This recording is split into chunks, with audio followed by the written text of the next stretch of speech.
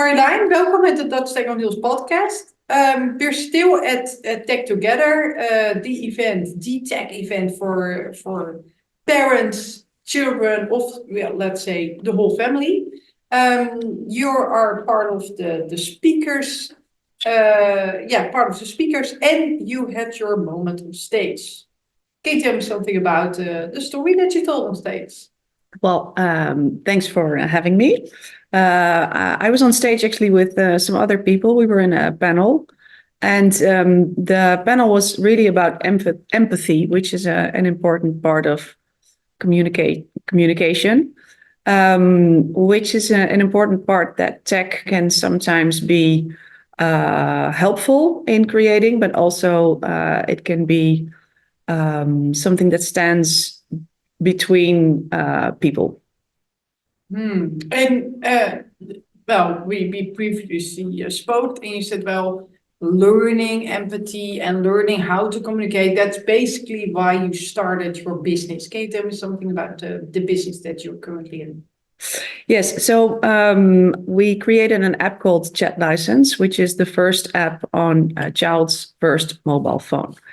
Which is a moment that many parents recognize as something they're a bit weary of, because you do want to be able to connect with your child, communicate with them when they're on their way. But it's also a bit of a rocky road maybe to understand, okay, what are they getting into? The internet, strangers, cybercrime, screen addiction, so it's a bit of a difficult moment for parents. And what I found myself as a mother, I gave my daughter a smartphone at a certain point, just sort of testing it out. And for me, it was a complete eye-opener that something happened with that phone very differently than what I was expecting, because I thought, well, I'm going to give you a phone so I can call you up whenever you're on your way. But actually, the smartphone isn't used by kids as a device to call you up with, but it's really all texting and everything on the screen.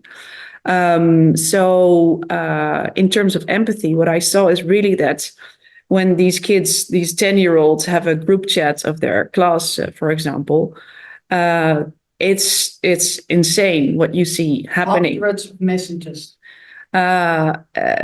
Way too many messages, way too many stupid messages. They type out a word by letters. And then if you don't check it for 24 hours, you might lost, you didn't see 350 messages. Yeah, so when my 10-year-old, she wasn't allowed to take her phone up in her bedroom, which is very advisable. But when she would come down in the morning, there would be like 400 missed messages in this group chat. So it's a bit insane. But also, let's say the level of messages you could see it wasn't an intelligent conversation, which is fine. I mean, they're kids, right? So it's on the one hand, it's okay, but on the other hand, it's not always harmless, and it's there's some bullying in there, and there's some really some friction. So to me, it seemed like you're giving like a hand grenade basically to a kid, and it's ready to explode in their face. And as parents, you're actually not aware that that's going to happen, but you find out then after the fact, and then you're like, what do we do about this? So empathy wise, these kids are still really learning to communicate, and then they get this device with endless possibilities. And they go overboard.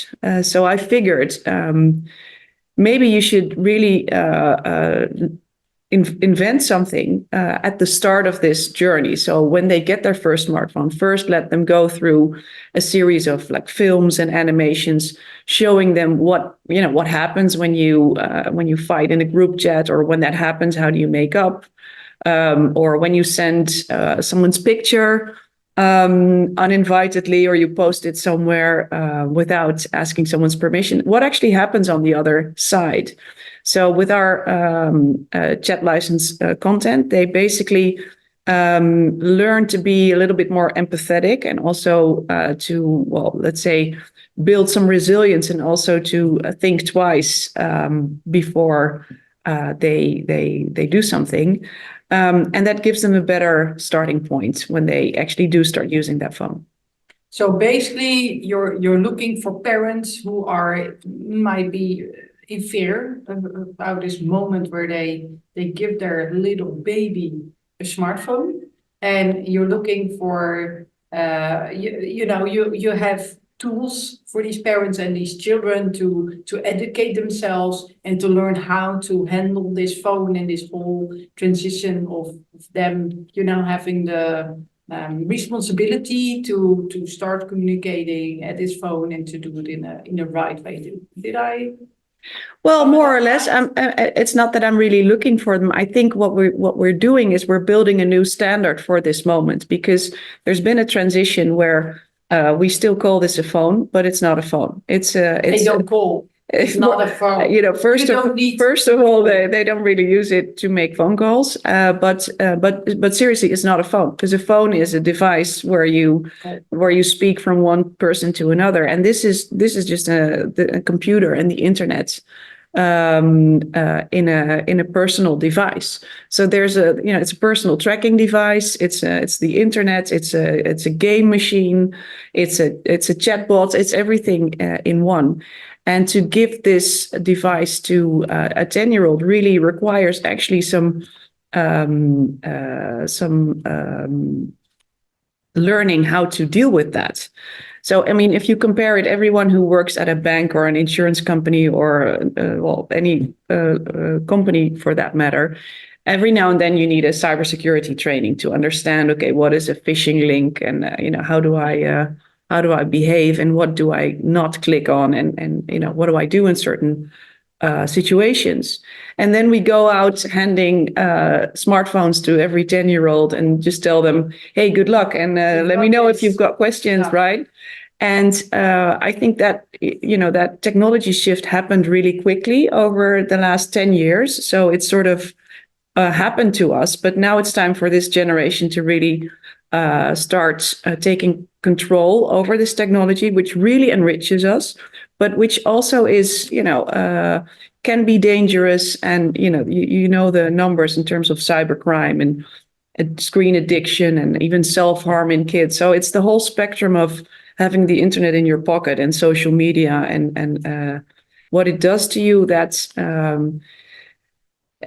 frankly, the new generation, at some point, they actually know much more about it than we do. So don't get me wrong; it's not the parents that have to teach the kids everything, but there's really some basics that you need to work with from the very first moment. So that's why we say this is really a new starting point for your first smartphone.